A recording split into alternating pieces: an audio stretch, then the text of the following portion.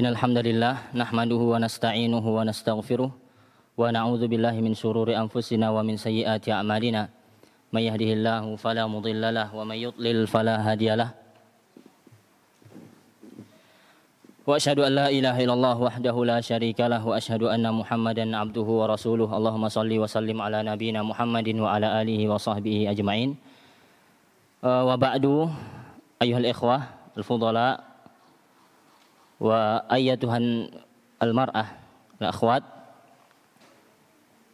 yang semoga kita semua dirahmati oleh Allah Subhanahu wa taala.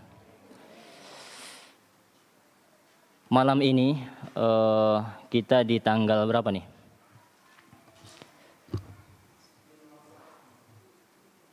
Atau sudah masuk 6?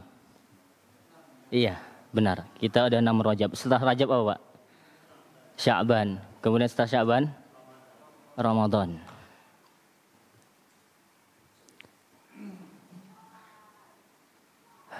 Sebentar lagi kita akan menyambut kedatangan bulan yang dinanti-nanti kaum muslimin, yaitu bulan Ramadan. Bulannya yaitu diturunkan Al-Quran, bulan yang sangat mulia. Waktu di mana banyak ampunan Allah turun di sana. Di dalam hadis dikatakan, barang siapa yang puasa Ramadan imanan wahtisaban, penuh iman dan ihtisab, mengharapkan pahala di sisi Allah Subhanahu wa taala, artinya dia ikhlas. Kenapa dia puasa? Ya karena Allah perintahkan. Tidak lain dan tidak bukan menahan dahaga di siang hari, tidak minum, tidak makan, tidak menggauli istri. Itu semua karena perintah Allah dalam bentuk menghambakan diri kepada Allah. Karena iman kepada Allah, ghufira lahu ma taqaddama min dhanbi. Allah akan ampuni dosanya yang telah lalu. Dan barang siapa yang mendirikan qiyamul lail di bulan Ramadan, ghufira lahu ma taqaddama min dhanbi, akan diampuni itu dosanya yang telah lalu. Maka bulan penuh ampunan yang kita harapkan sebentar lagi akan datang menghadapi kita, maka persiapan dari sekarang. Ya.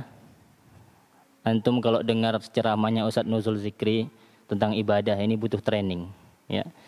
Enggak bisa langsung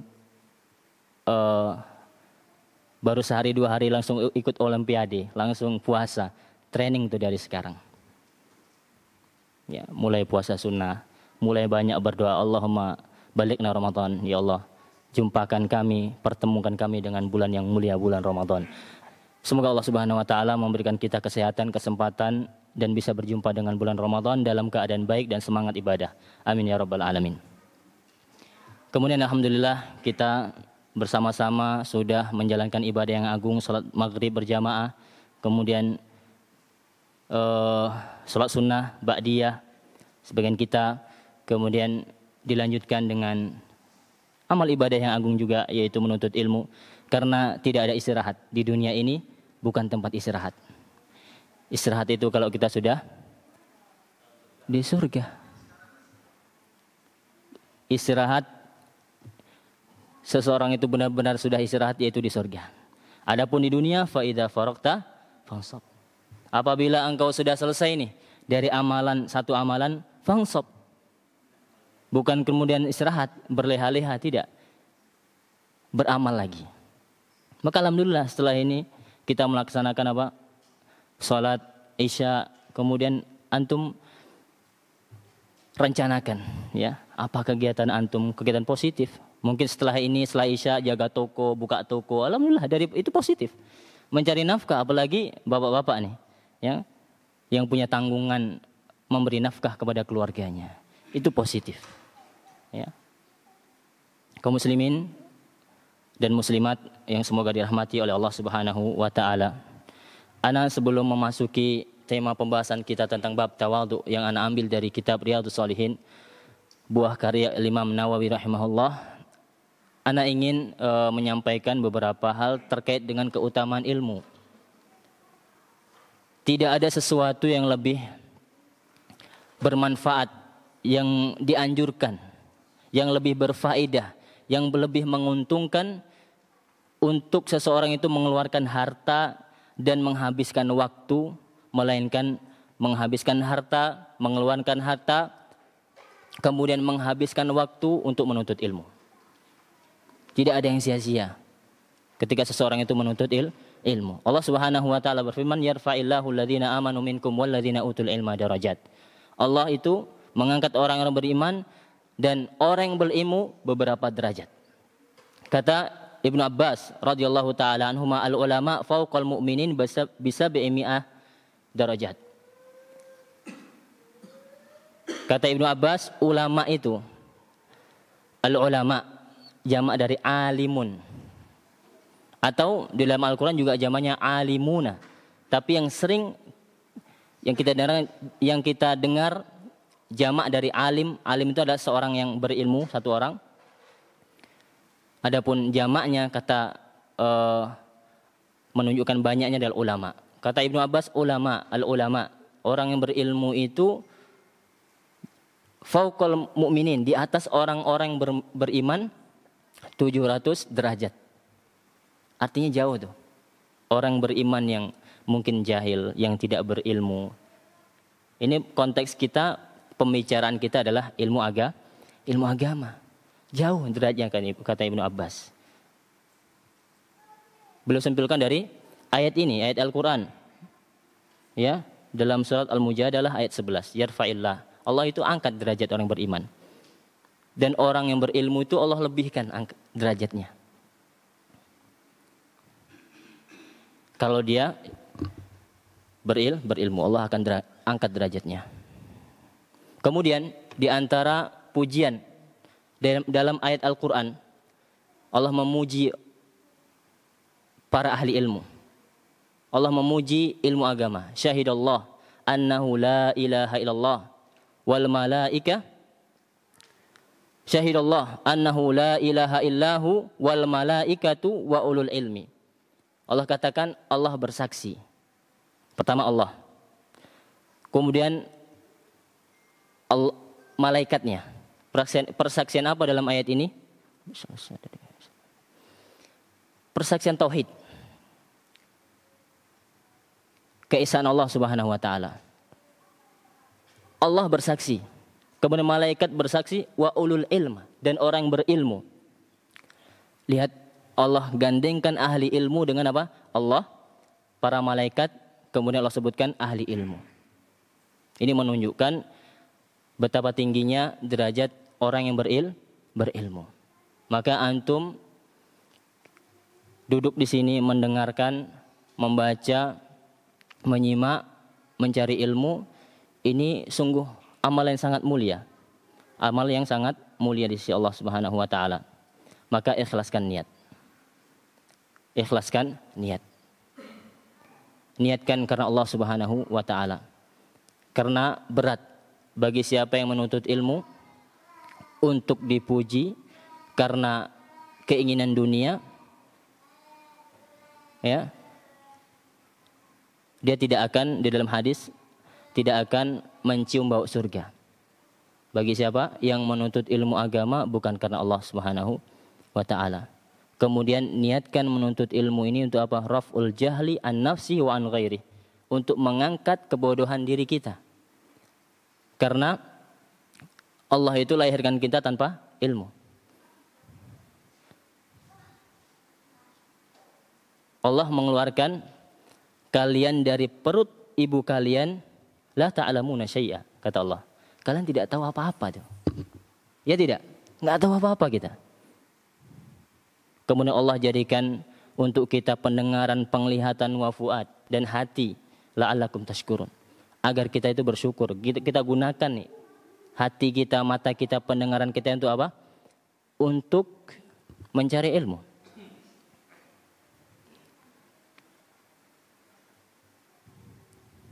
Kembali, niatkan untuk mengangkat kebodohan dari diri kita. Jangan dulu kita mencari ilmu apa?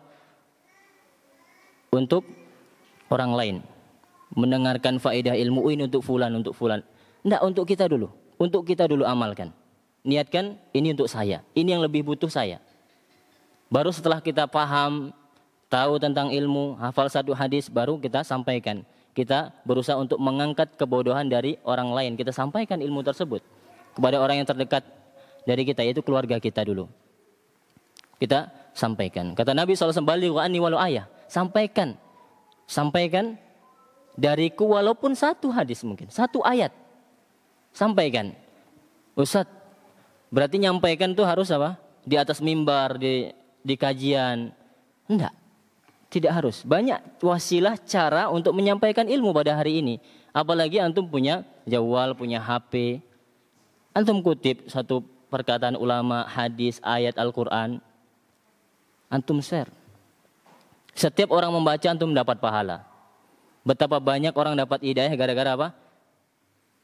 Ya postingan tentang agama di medsos misalkan. Karena apalagi yang kita berteman misalkan dengan orang-orang awam, yang dia share adalah tentang apa? Kehidupannya, lagi di pantai, lagi makan ini, lagi di rumah, segala macam, tanpa faedah. Maka kita sebagai seorang muslim, penuntut ilmu sejati ini, apa yang kita dapat faedah, ya misalkan kita share. Bismillah. Dan kami dahulu, Anda masih ingat Ustaz Syafiq itu paling semangat hal seperti itu. Masuk kelas ditanya, antum hari ini nge-share apa? Kalau yang belum, Anda kasih waktu, antum share nanti. Sampai seperti itu. Karena apa? Kata beliau, penuhi media sosial itu untuk yang hal-hal yang baik. Kalau tidak ada yang mengekspos atau apa, menyebar kebaikan, yang ada malah keburukan. Maka ramaikan dengan kebaikan, postingan-postingan yang bermanfaat. Antum tinggal share. Tidak susah sekarang. Bisa jadi orang dapat hidayah dari apa yang antum sebarkan itu. Itu termasuk mengamalkan apa? Hadis Nabi SAW, balighu anni walau ayah. Sampaikan dariku walaupun satu ayat. Jangan sampai kita pahami harus kajian berarti Ustaz. Ya, tidak.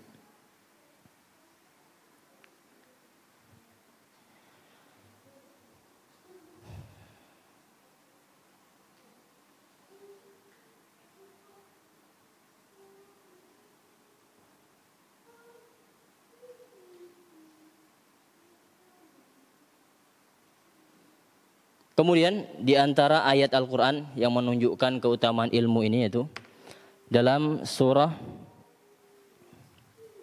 Az-Zumar ayat 9. Surat apa? Az-Zumar. Kata Allah berfirman, "Qul hal yastawil ladzina ya'lamuna wal ladzina la ya'lamun." Katakanlah wahai Muhammad, apakah sama tuh orang yang tahu sama orang yang tidak tahu? Tidak sama.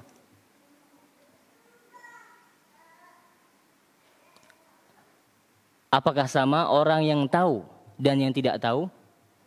Ya beda. Orang yang berilmu dengan orang yang tidak berilmu. Orang yang berilmu, ia akan mudah hidupnya. Dibimbing oleh ilmu dari Al-Quran dan hadis Nabi. Sedangkan, ya maaf, anjing buruan saja yang berilmu dengan yang tidak berilmu itu beda. Hasil buruan anjing yang berilmu, itu boleh dimakan. Anjing yang tidak berilmu itu bagaimana? Ya dia tangkap kemudian dia makan untuk diri sendiri. Berarti belum terlatih, belum berilmu. Sedangkan anjing buruan itu apa? Dia tangkap hewan buruan dan dia tidak makan tuh. Tidak makan. Karena sudah terlatih. Artinya dia sudah berilmu. Bahwasanya saya berburu ini untuk majikan saya ya.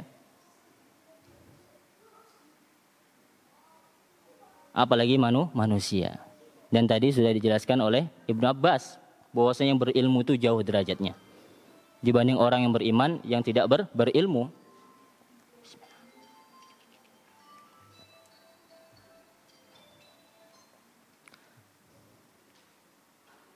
Kemudian di antara ayat yang menunjukkan keutamaan ilmu, yang kita ayat ini kita hafal semuanya.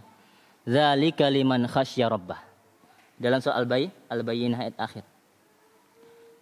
Hal tersebut dzalika liman, untuk siapa yang takut kepada Rabb-nya.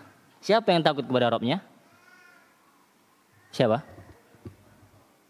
Orang yang berilmu. Ya. Tahu dari mana kita? Dari ayat Al-Quran. Di dalam surah Fatir. Ya. Dalam surat Fatir. Allah berfirman, innama yakhshallah min ibadihil ulama. Sesungguhnya orang yang takut kepada Allah itu min ibadihil ulama. Dari hambanya al-ulama yang berilmu. Jadi surat yang selama ini kita hafal rupanya menunjukkan keutamaan ilmu.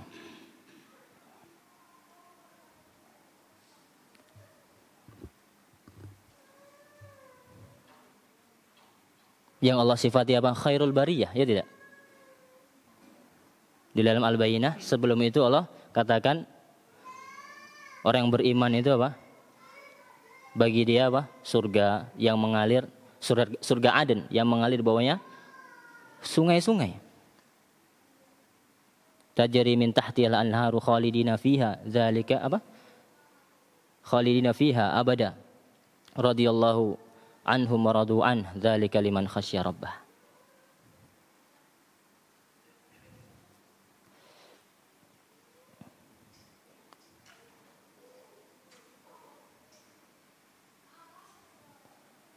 Itu diantara ayat Al-Quran yang menunjukkan keutamaan ilmu. Belum lagi kalau kita bacakan hadis, ini panjang pula. Maka intinya, ikhwan dan akhwat rahimakumullah, tetap semangat menuntut ilmu. Tidak ada kata terlambat. Tidak ada kata terlambat. Kemudian bagi yang punya anak, ya, ajarkan mereka ilmu agama sedini mungkin. Jangan seperti kita. Anak pribadi juga ya terlambat. Tapi ya ala kulli hal itu takdir Allah Subhanahu wa taala. Maka ketika kita punya anak, ya jangan sampai kasusnya sama seperti kita. Ya. Maka itu alhamdulillah.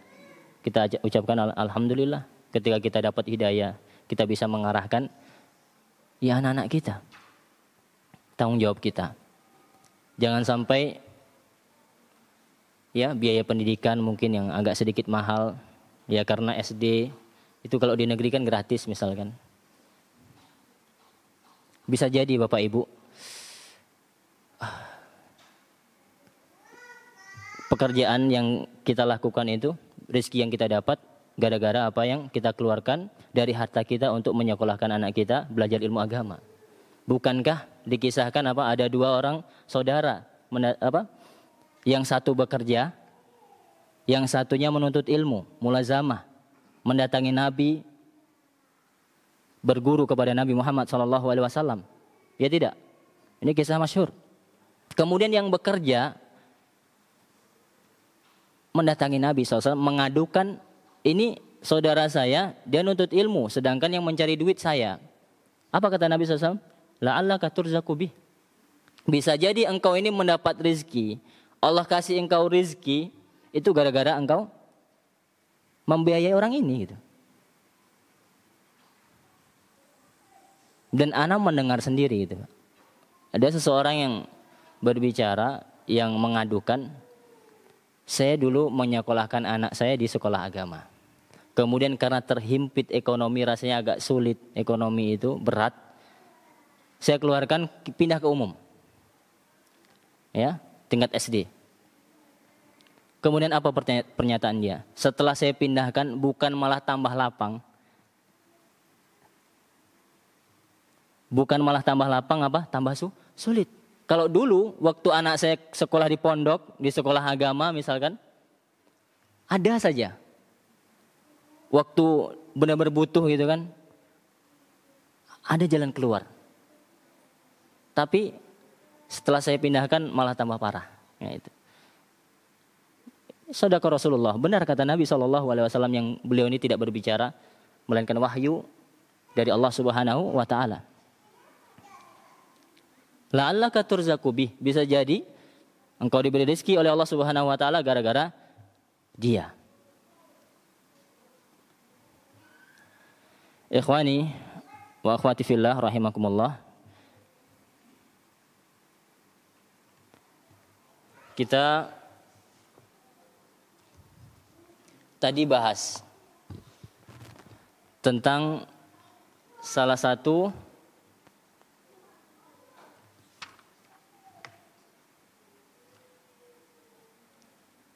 adab ya menuntut ilmu, ikhlas dan apa tadi Anda sebutkan? Mengangkat kebodohan dari diri sendiri.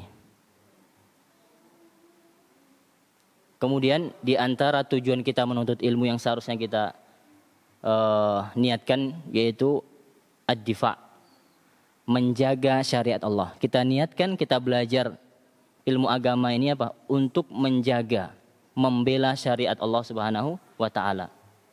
Ustaz, kan sekarang buku-buku ilmu banyak ditulis ulama. Itu di maktabah banyak buku-buku karya ulama. Pertanyaannya, apakah ketika seorang ahlu bid'ah yang menyebarkan kebid'ahannya, dia masuk ke dalam maktabah itu, kemudian dia ceramah menjelaskan tentang kebid'ahan, ceramah tentang kebid'ahan, menyebarkan kebid'ahan, di maktabah tersebut buku itu bisa membela? Apakah buku itu bisa ngomong? Bisa menjaga atau membela? Tidak. Yang menjaga, yang membela adalah antum-antum ini. Yang tahu ilmu agama.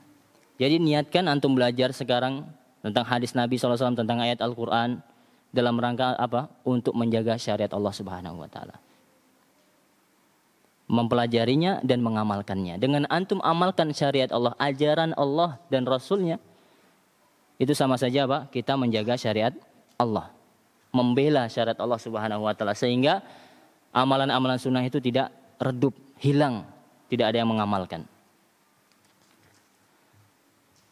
Bapak Ibu yang dirahmati oleh Allah Subhanahu wa taala, seperti yang saya katakan, kita akan memulai membacakan beberapa dalil berkaitan dengan bab tawadhu yang ana ambil dari kitab Riyadhus Shalihin, kitab buah karya dari Imam Nawawi rahimahullah, yang sangat terkenal ya, Riyadhus Shalihin, dan nyaris ya banyak kita yang mempunyai atau memiliki kitab ini. Dan minimal pernah mendengar mendengar nama kitab ini. Kitab yang sangat mulia. Ini menunjukkan keikhlasan penulisnya. Kata Imam Malik apa? Man kana lillahi yabqa. Apa yang dilakukan karena Allah itu yabqa. Dia akan terus selalu ada, dimanfaatkan. Ini menunjukkan keikhlasan beliau dalam menulis kitab. Ya, salah satunya kitab ini di antara kitab-kitab beliau yang banyak. Bab at-tawadhu. Kata beliau, bab yang ke-71 di dalam kitab Riyadhus Shalihin. Bab at-tawadhu wa khafdi al-janah lil mu'minin, dan merendahkan sayap untuk orang-orang yang beriman. Ya, at-tawadhu itu bahasa Arab. Nyaris kita semua orang Indonesia pun tahu apa itu tawadhu. Itu dari bahasa Arab. Apa itu tawadhu? Lawan dari at-ta'ali, meninggi. Lawan dari meninggi, merasa tinggi. Atau bahasa kita sering kita dengar adalah merendahkan diri. Bukan menghinakan diri Bapak Ibu. Beda. Merendahkan diri karena Allah, ini tawadhu. Merendahkan diri karena Allah, itu tawadhu yang terpuji. Adapun merendahkan diri kepada seseorang untuk mendapatkan dunia, itu tawadhu yang keliru, yang tercela. Kata Imam Al-Hasan Al-Basri, tawadhu adalah, belum menafsirkan atau menjelaskan tawadhu itu apa. Tawadhu yaitu ketika seseorang itu keluar dari rumah. Ya, ketika seorang itu keluar dari manzilnya, dari rumahnya. Kemudian ketika dia berjumpa dengan seseorang, dia katakan dia lebih baik daripada saya. Dia tidak pernah menganggap dirinya itu lebih baik daripada orang. Ini Al-Hasan Al-Basri, seorang tabi'in rahimahullah.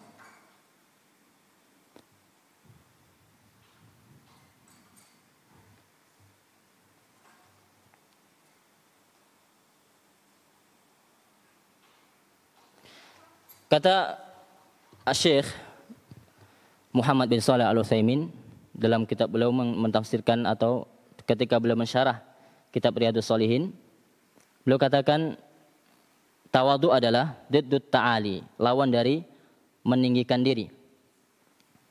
Allah yartafi al-insan wa la taraffa ala ghairi, yaitu seseorang itu tidak merasa tinggi dari orang lain, baik karena ilmunya, baik karena hartanya, baik karena jabatannya.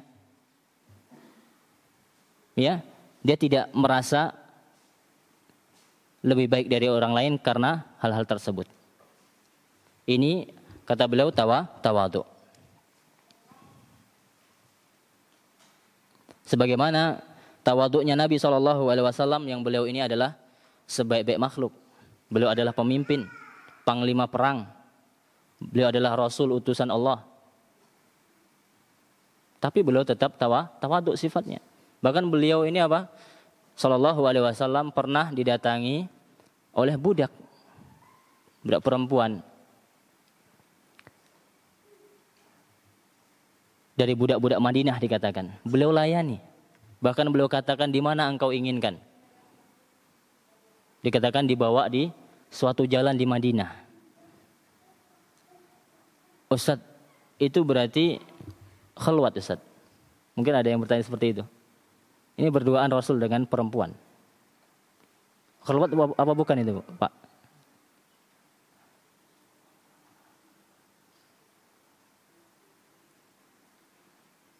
Pernah dengar kisah ini? Ini salah satu dalil tawadhu'nya Nabi SAW. Mungkin kalau seorang sekilas mendengar, oh berarti berduaan dengan perempuan, berkhalwat Nabi ini. Berarti boleh nih khalwat. Bagaimana jawabnya?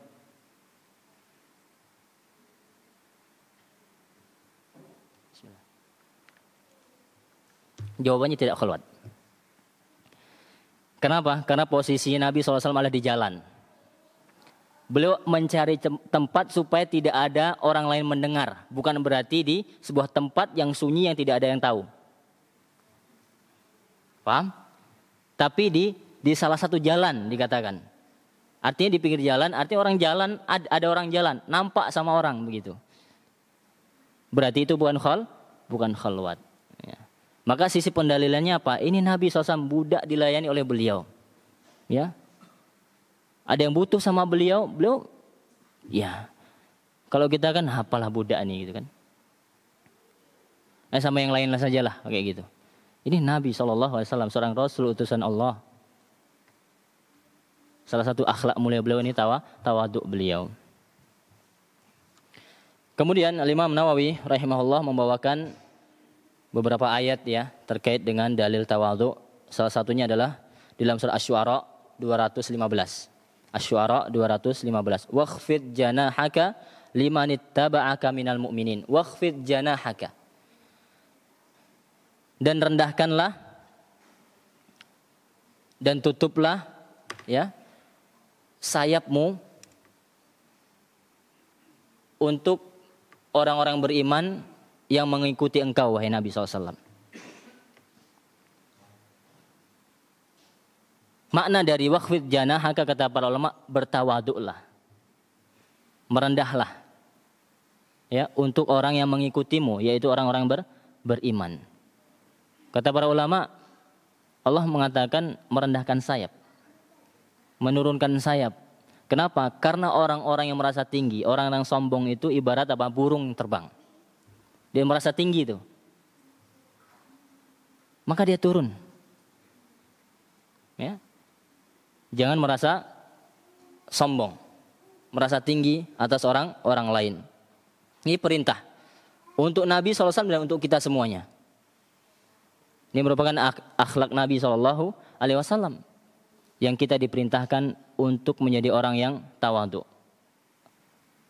Ya, rendah hati, rendah diri, merendah diri. Kemudian di dalam ayat lain Allah Subhanahu wa taala berfirman, ya ayyuhan nas inna khalaqnakum min dzakari wa untha. Wahai sekalian manusia, sesungguhnya aku menciptakan kalian itu laki dan perempuan. Zakar wa untha. Kata para ulama, zakar Adam dan Hawa. Ya. Wa ja'alnakum syu'uban wa qabaila lita'arafu. Dan kami jadikan kalian itu berkabilah-kabilah. Ya, bersuku-suku. Ada suku ini, suku itu. Tujuannya apa? Supaya kalian saling mengetahui, saling mengenal. Inna akramakum indallahi atqakum. Dan ketahuilah sesungguhnya yang paling mulia di sisi Allah adalah orang yang paling bertakwa.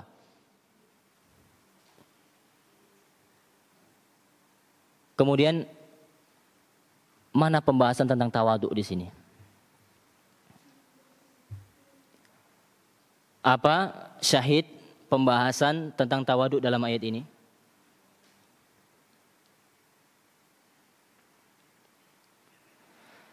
Apapun suku kita, secara tidak langsung Allah katakan, kalian beda suku, tapi jangan saling menghina. Suku, misalkan Batak tidak lebih baik dari suku Minang, ya. Begitu juga warna kulit tidak menentukan.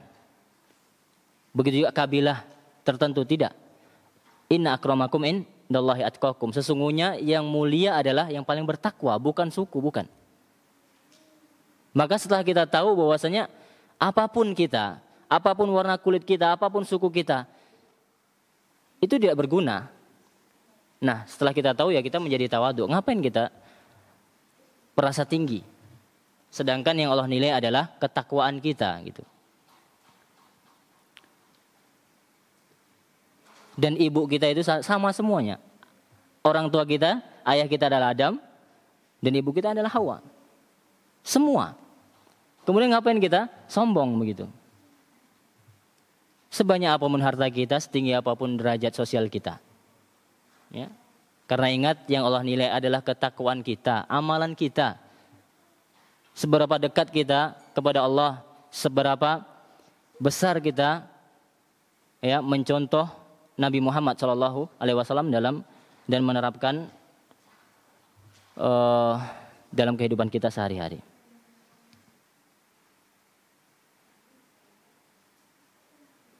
Kemudian beberapa hadis terkait dengan bab at-tawadhu, yaitu dari Iyad bin Himar radhiyallahu anhu. Qala Rasulullah sallallahu alaihi wasallam. Innallaha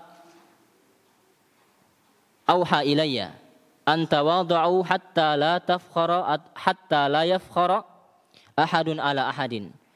Kata Nabi SAW yang artinya dalam hadis beliau, sesungguhnya Allah itu mewahyukan kepadaku agar aku tawadhu. Agar apa? Tawadhu, rendah hati.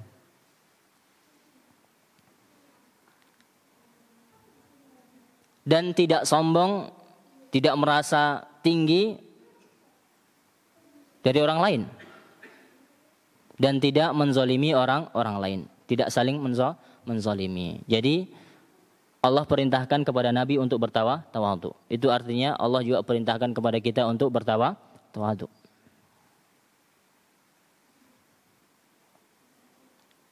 Kemudian dalam hadis lain, Nabi SAW bersabda, ini terkait dengan bab tawadhu. Mana qasad shadaqatun min mal. Sedekah itu tidak akan mengulangi harta. Sedekah tidak akan mengurangi harta. Benar sedekah tidak mengurangi harta Bapak Ibu? Pasti. Karena Nabi yang mengatakan, hadis sahih riwayat Muslim. Kuantitas iya, uang 1 juta antum sedekahkan 500.000, tinggal berapa? 500.000, berkurang tidak? Berkurang. Tapi keberkahan antum invest tuh. Invest apa? Investasi akhirat. Dan itu tidak akan pernah merugi. Hitung-hitungan Allah, kalau hitung-hitungan kita iya. 1 juta dikurang 500 karena sedekah ya kurang, pasti. Tapi kalau hitung-hitungan Allah beda. Kalau antum ikhlas, itu justru keberkahan itu akan bertambah. Dan manfaatnya sangat besar nanti di akhirat. Yang antum pasti rasakan itu. Yang kata Nabi SAW dalam hadis tentang fitnah kubur itu apa? Dijelaskan bahwasanya di antara amalan yang akan menemani kita adalah sedekah. Salat kita, zikir kita, akhlak mulia kita. Yang kita ketahui di kuburan itu sangat menakutkan. Nabi mengatakan, "Ma ra'aitu manzaran." Aku tidak pernah melihat pemandangan lebih afdha, lebih buruk, lebih jelek dari pemandangan alam kubur. Gelap, menakutkan. Bahkan semua kita akan merasakan himpitan, kata Nabi SAW. Dalam hadis, kalau seandainya ada seseorang yang bisa selamat dari himpitan kubur, maka Sa'ad bin Mu'adz, niscaya dia akan lebih berhak untuk tidak dihimpit oleh alam kubur, oleh kuburannya. Sa'ad bin Mu'adz itu tahu Bapak Ibu, meninggalnya apa? Bergetar Arsyur Rahman. Disaksikan 70.000 malaikat. Maka sahabat yang mengangkut jenazahnya itu merasa ringan. Itu Sa'ad bin Mu'adz. Dan Sa'ad bin Mu'adz kata Nabi SAW dalam hadis yang sahih, dihimpit dengan himpitan furrijaan, kemudian dilepaskan. Ini kata para ulama, himpitan itu menghimpit semua. Bahkan anak kecil. Tapi kalau orang yang beriman, himpitan tersebut tidak selamanya dan sifatnya sementara. Tergantung amalannya. Tapi kalau orang kafir sampai menjerit, jeritannya, teriakannya itu didengar oleh semua makhluk kecuali jin dan manusia.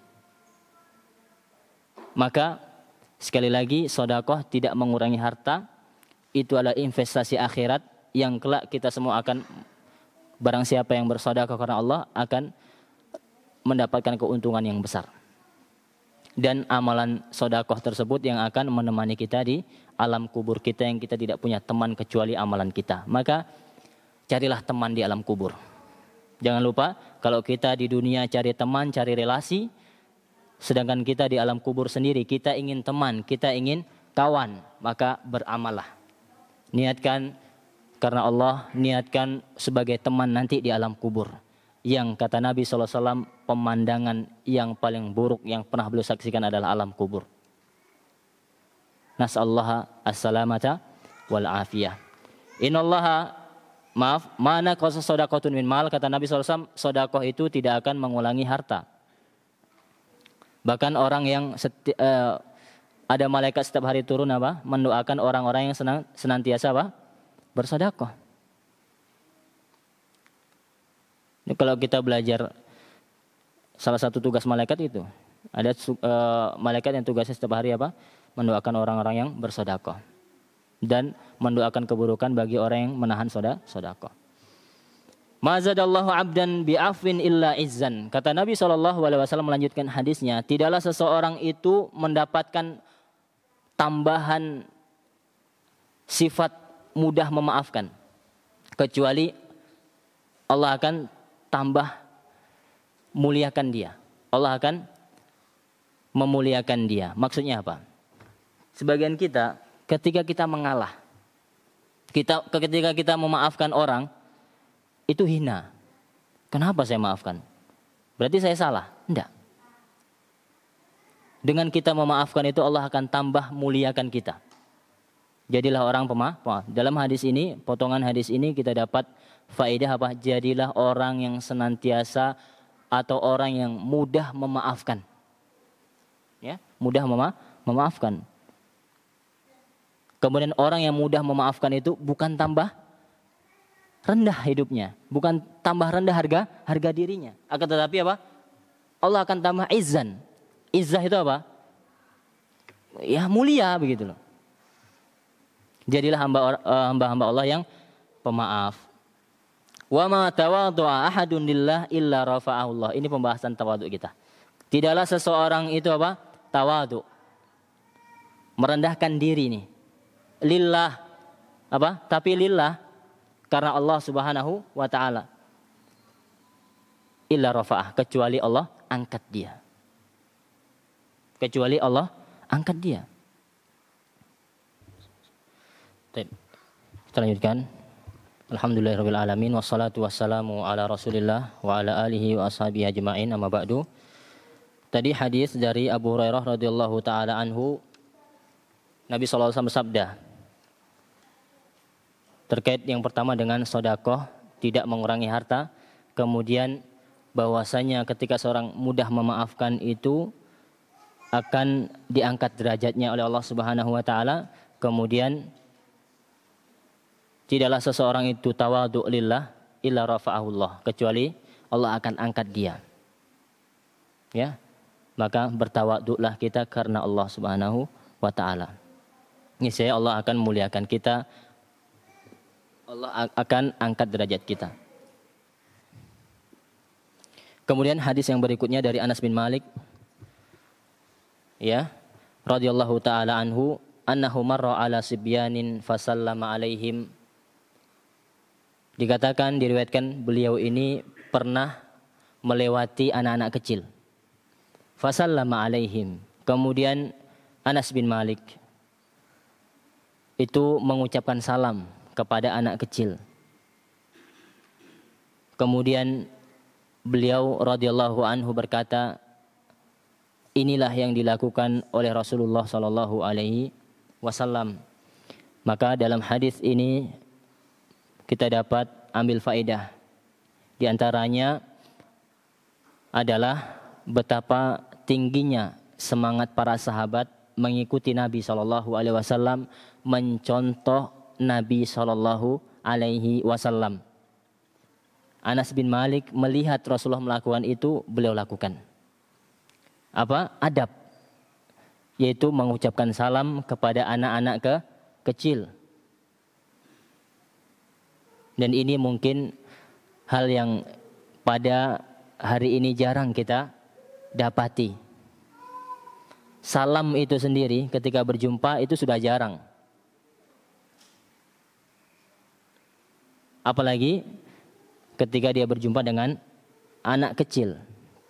Maka kita yang sudah tahu ilmunya dan ini dilakukan oleh Nabi SAW, kita niatkan dalam rangka mencontoh Nabi SAW menghidupkan sunnah.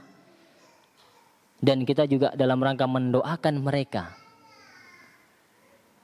Kita pernah bahas di sini, bahkan orang-orang fujar, orang yang fasik, para pelaku maksiat itu dianjurkan kita untuk mengucapkan salam. Karena di dalam salam itu ada doa. Bisa jadi karena doa kita tulus karena Allah ingin mendoakan mereka, mereka dapat hidayah.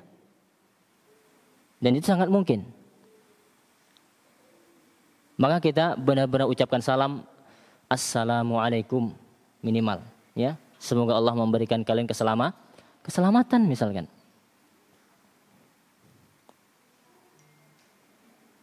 Dan itu di antara sifat apa?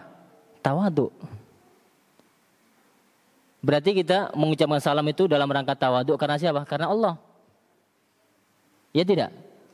Tadi hadisnya apa? Barang siapa yang tawadhu karena Allah, Allah angkat dia. Kita bukan menjadi hina kita mengucapkan salam kepada anak kecil. Bahkan Allah akan angkat derajat kita begitu. Ini hal yang luar biasa, yang sangat ringan, ya, tidak butuh modal lah, cuman ya mengucapkan salam saja ketika melewati anak kecil main, Assalamualaikum, lagi main bola, Assalamualaikum. Ini juga mengajari apa anak-anak itu apa? Mengucapkan salam gitu. Kemudian dia apa? Menjawab salam.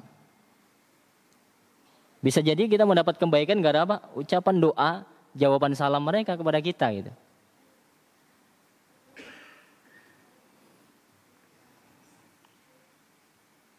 Hadis ini muttafaqun alaih, akhrajal Bukhari dan Muslim. Riwayat Bukhari dan Muslim.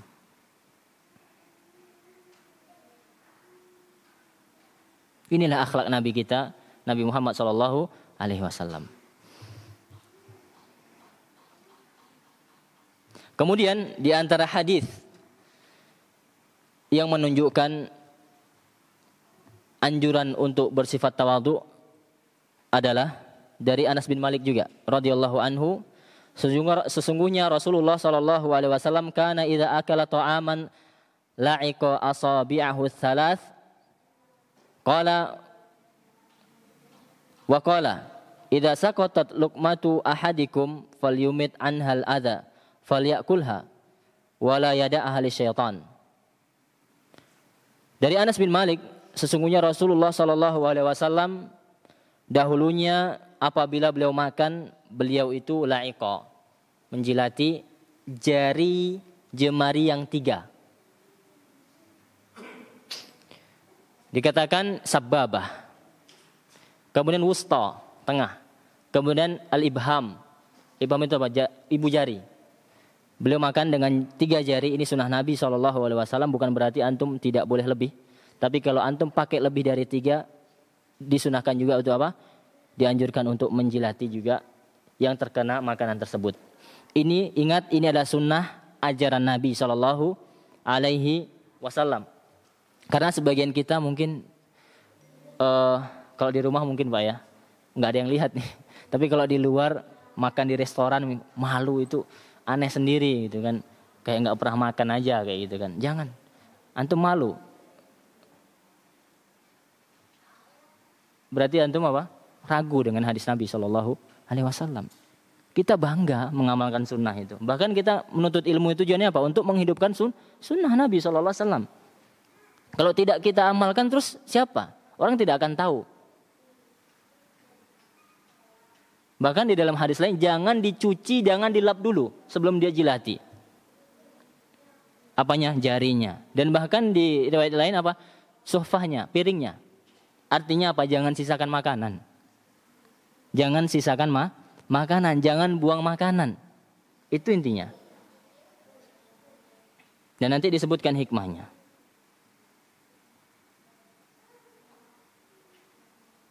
Kemudian idza saqatat luqmatu ahadikum, apabila jatuh makanan di antara kalian itu, falyumit anhal adza, hendaklah dia apa? Membersihkan yang kotor. Wal yakulha, dan dia yang bersih dia makan. Wala tada'ha li syaitan, jangan tinggalkan untuk syaitan. Syaitan itu jelas musuh kita, jangan antum kasih makan begitu. Ya. Maka ada istilah belum 5 menit. Tidak ada. Ya. Walaupun udah lebih 5 menit. Tapi kalau makanan yang terjatuh itu masih bersih, bismillah.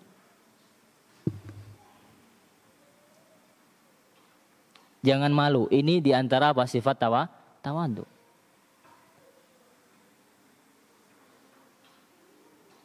Buka beng-beng, makan ayam, jatuh. Bersihkan yang kotor, buang. Kata Nabi, yang bersih makan.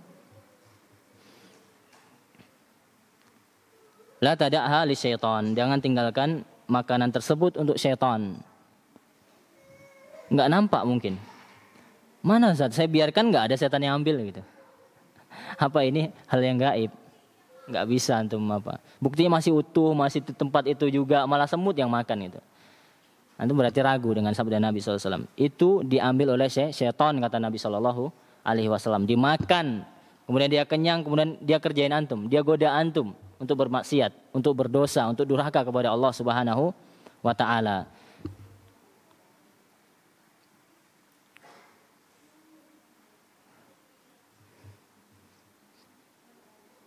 Dan di dalam hadis lain Nabi katakan seburuk-buruk inna syarrat ta'am, atau kama qala sallallahu, seburuk-buruk makanan itu makanan walimah. Hanya diundang orang kaya. Memang kita lihat di walimah itu, makanan banyak terbuangnya tidak. Sedangkan orang di sana luar biasa, ada sehari enggak makan, kadang sehari cuma sekali makan. Itu pun sangat sulit dia mencari makanan. Nah kita sekarang terbuang-buang, sengaja disisakan kadang. Ambil lauk banyak, nasi sedikit, udah itu enggak habis lagi. Antum kalau enggak butuh makan, enggak usah ambil makanan. Ambil aja buah, minum saja. Kan sah walimah antum. Bukan enggak sah. Ini kadang udah kenyang. Atau dibilang takut, ini kelaparan apa makannya banyak banget. Atau makannya sampai bersih kayak gini.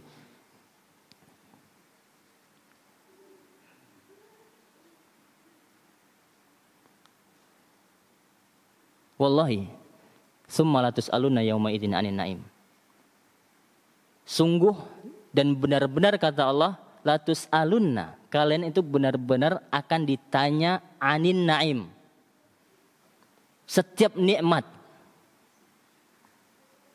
baik nikmat besar maupun nikmat kecil, sebutir nasi bisa jadi antum ditanya oleh Allah Subhanahu wa taala.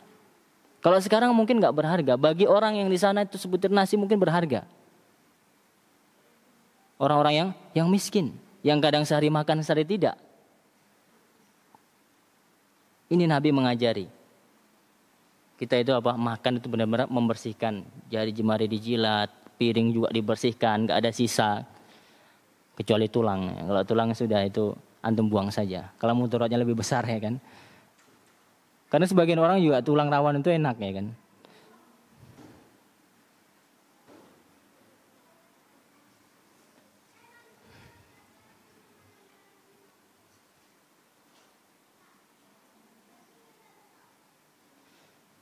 Fa innakum la tadruna fi ayyi ta'amikum al-barakah.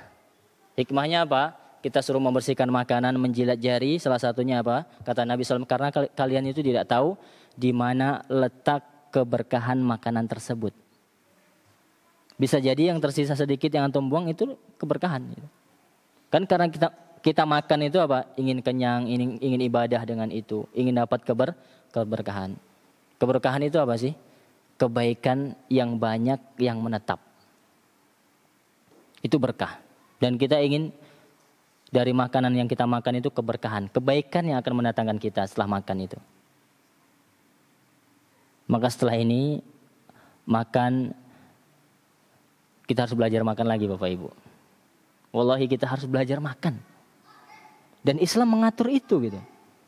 Nabi itu pernah makan dengan seseorang, beliau melihat orang makan dengan tangan kiri.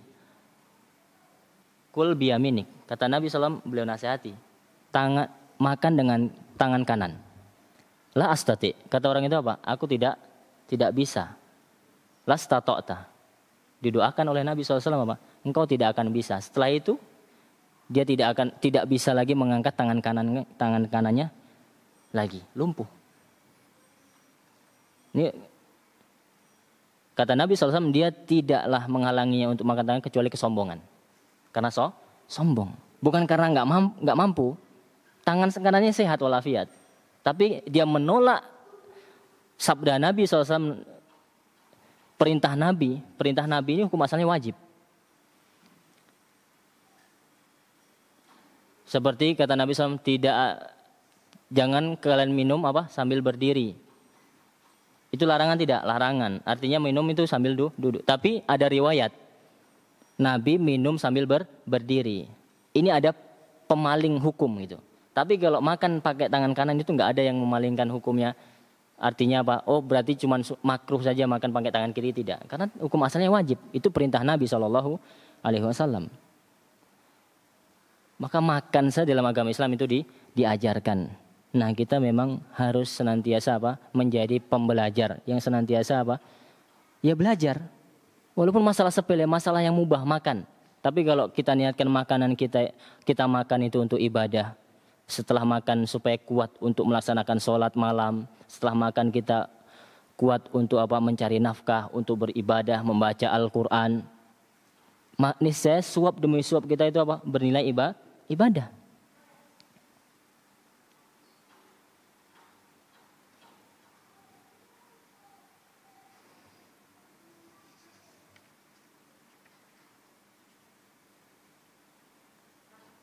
Kemudian di antara hadis Nabi SAW yang menunjukkan perintah untuk tawadhu, ya ini contoh yang dicontohkan oleh Nabi kita Muhammad SAW. Lau du'itu ila qura'in au dhira'in la ajabtu. Kata Nabi SAW, kalau seandainya ada yang mengundang aku makan, ya daging, ya dikatakan daging sapi, daging kambing, bagian dari daging sapi dan kambing yang mungkin dianggap kurang enak ya, kurang banyak.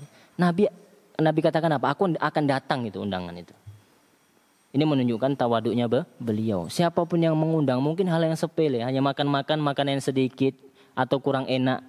Tapi karena sifat tawaduk beliau, dan ini yang harusnya kita contoh dari Nabi Muhammad SAW, kita datangi undangan tersebut.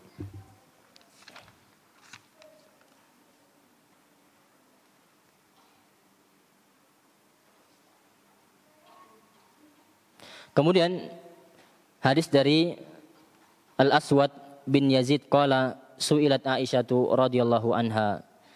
Kata sahabat Al-Aswad bin Yazid, beliau berkata, ditanya atau ada seorang yang bertanya kepada Aisyah radhiyallahu anha, maka Nabi sallallahu alaihi wasallam yasna'u fi baiti, apa yang dilakukan oleh Nabi sallallahu alaihi wasallam di rumahnya. Ini orang ingin tahu apa yang dilakukan Nabi sallallahu alaihi wasallam di rumahnya. Dan beliau bertanya kepada orang yang tepat, yaitu bertanya kepada Aisyah, ibunda kita, istri Rasulullah sallallahu alaihi wasallam. Qalat, kemudian Aisyah berkata, kana yakunu fi mihnati ahli. Nabi itu apa? Membantu keluarganya. Membantu istrinya. Ya. Yakni khidmati ahli, yaitu membantu, menjadi pembantu bagi keluarganya yang senantiasa menolong pekerjaan rumah, misalkan fa idza hadaratis shalah, dan apabila hadir waktu salat, kharaja ila shalah, beliau langsung keluar untuk salat. Beliau langsung berangkat atau keluar dari rumahnya menuju salat. Kata para ulama, urusan dunia yang membantu nyuci piring, beliau katakan pernah. Bahkan menjahit sandal beliau, menambal baju beliau, itu beliau lakukan sallallahu alaihi wasallam. Kemudian Aisyah mengatakan, tapi kalau sholat datang, azan, datang waktu sholat, beliau langsung keluar. Tinggalkan itu semua langsung. Dan ubudiyah, ibadah yang paling baik adalah yang dilakukan tepat waktu gitu. Urusan dunia kita tinggalkan dulu. Urusan dunia kita tinggalkan terlebih dahulu. Karena sholat, panggilan sholat itu lebih penting dan lebih wajib kita datangi. Kemudian, dan ini hadis ini juga menunjukkan tawaduknya Nabi SAW. Beliau adalah seorang Nabi dan Rasul, seorang suami, tapi tidak segan-segan dan bahkan beliau menyempatkan diri untuk membantu keluarganya. Dan kata Nabi SAW dalam hadis, khairukum li ahli. Sebaik-baik kalian adalah yang paling baik kepada keluarganya. Kalau antum baik dengan rekan kerja antum, dengan kawan antum, itu antum nggak baik. Yang benar-benar orang yang akhlak baik itu apa? Orang yang paling baik di tengah keluarganya. Antum ingin tahu sifat seseorang, tanya sama keluarganya. Tanya keseharian dia. Yang paling tahu adalah istrinya, keluarganya. Kalau di luar mungkin dia bisa pakai topeng, ya, bersandiwara, pura-pura baik. Tapi sifat aslinya itu ada, yang tahu adalah keluarganya. Dia mau nggak bantu keluarganya? Nabi tawadhu. Ya, mau membantu keluarganya. Kemudian dalam hadis lain, ma ba'atsallahu nabiyyan illa ra'al ghanam, dari Abu Hurairah radhiyallahu anhu, Nabi sallallahu alaihi wasallam bersabda, tidaklah Allah mengutus seorang nabi pun kecuali ra'al ghanam, kecuali nabi tersebut memelihara atau apa namanya? Ra'al ghanam itu apa? Menggembala kambing. Dan beliau katakan bahwasanya dikatakan qala ashabuhu wa anta. Kemudian ada yang mengatakan, ketika beliau mengatakan setiap nabi diutus pasti memelihara atau apa? Menggembala kambing.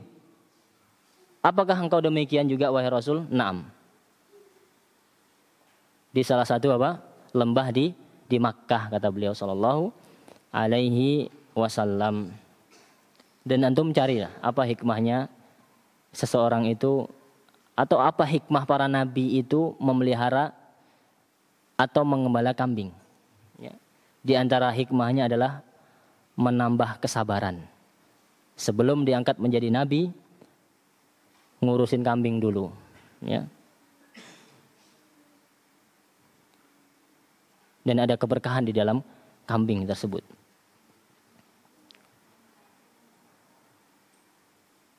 Ya namanya kambing lah. Kadang disuruh ke sana dia ke situ, ya kan? Sabar. Kalau lapar itu Pak, teriak-teriak. Kayak gitu, kita harus sabar. Ya namanya apalagi manusia kan nggak jauh lah seperti itu ya. Ada yang mudah diarahkan, ya kan? ada yang harus dipukul, harus dikerasi, macam-macam karakternya.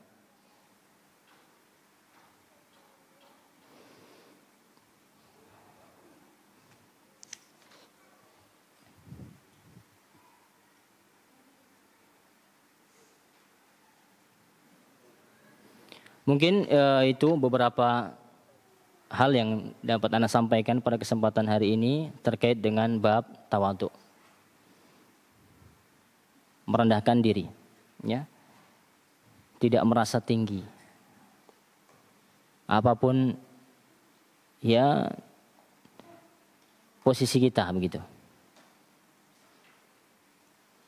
Dan inilah yang dilakukan oleh Nabi kita Muhammad sallallahu alaihi wasallam yang harus kita contoh bersama. Yang Allah katakan wa innaka la'ala khuluqin azim. Rasul itu apa? Allah tazkiyah sungguh di atas akhlak yang mulia. Dan di antara akhlak beliau adalah tawadhu. Dan anak akan berusaha sebatas ilmu yang anak miliki, ingin terus belajar. Anak pribadi ingin belajar tentang akhlak ini yang mulia. Karena di dalam hadis itu apa?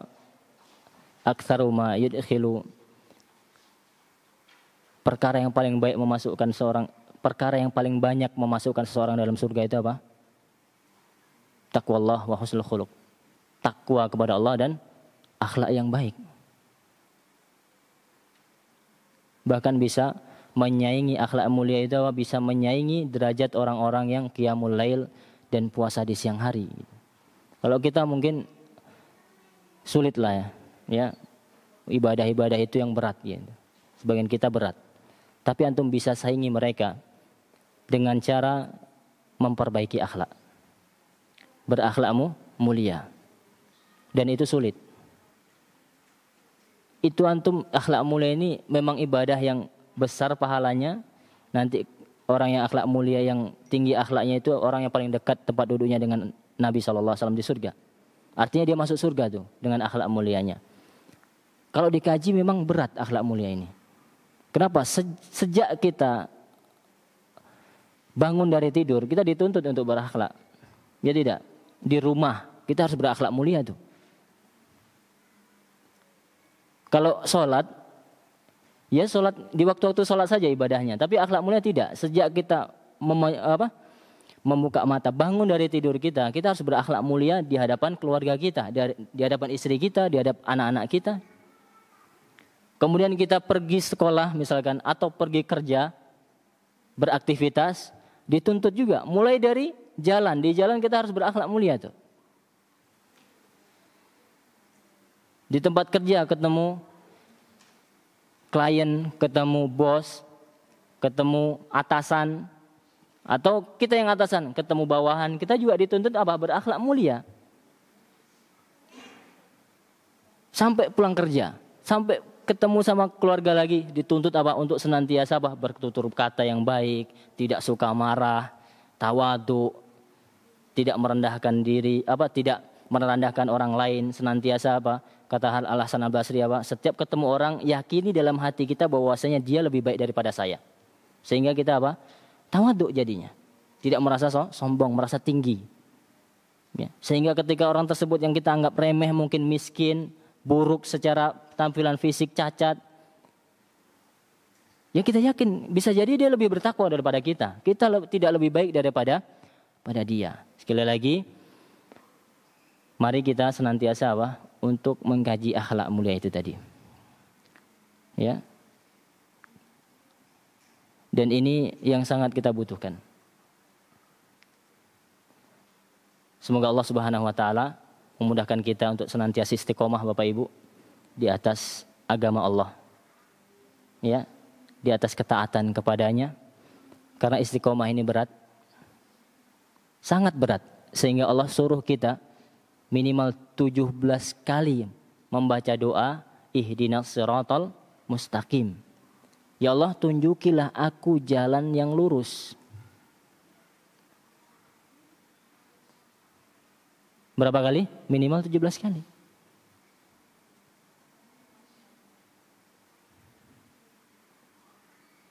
Karena memang harus diminta, ya, harus kita minta untuk senantiasa istiqomah di atas agama Islam, di atas pemahaman yang hak ini, manhaj yang sahih.